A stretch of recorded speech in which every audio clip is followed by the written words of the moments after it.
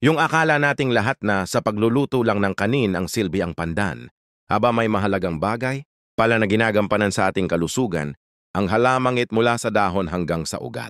Kaya halika kayo talakayin at pag-usapan natin ang mga benepisyo ng pandan sa ating kalusugan. Paalala, tradisyonal na gamit lamang, hindi kapalit ng payo ng doktor. Una, pampababa ng stress.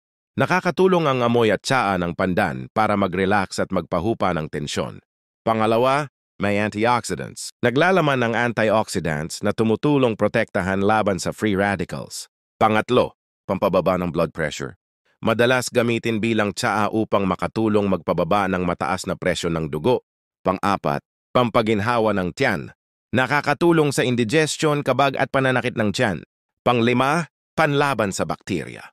May natural antibacterial properties na maaaring makatulong sa kalusugan. Panganim, pampababa ng lagnat. Pinaglagaan ng pandan ay tradisyonal na iniinom para sa lagnat. Pangpito, pampabawas ng pananakit ng katawan. Ginagamit na pantapal o panghilot para sa pananakit ng kasukasuan, kalamnan at ulo. Paano gamitin? Pandan tea. Pakuluan ng 5 hanggang 10 dahon sa 2 hanggang 3 tasa ng tubig. Pantapal. Durugin at itapal sa apektadong bahagi. Pampaligo. Pinaglagaan pwedeng ihalo sa tubig paligo para pamparelax. Paalala, huwag sosobra sa pag-inom. Kumonsulta sa doktor kung may iniinom na gamot o may iniindang sakit. Palaging tandaan, lamang ang may alam. Salamat.